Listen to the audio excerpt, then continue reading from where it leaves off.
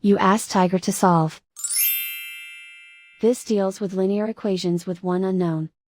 The final result is x equals 2. Let's solve it step by step. Simplify the expression. Group like terms. Simplify the arithmetic. Group all constants on the right side of the equation. Add 4 to both sides.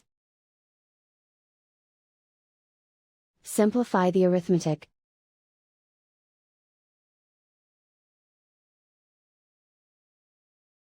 Isolate the x. Divide both sides by 8. Simplify the fraction.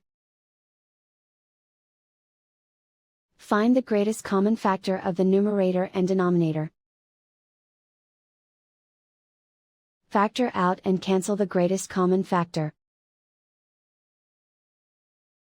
And so the final result is x equals 2.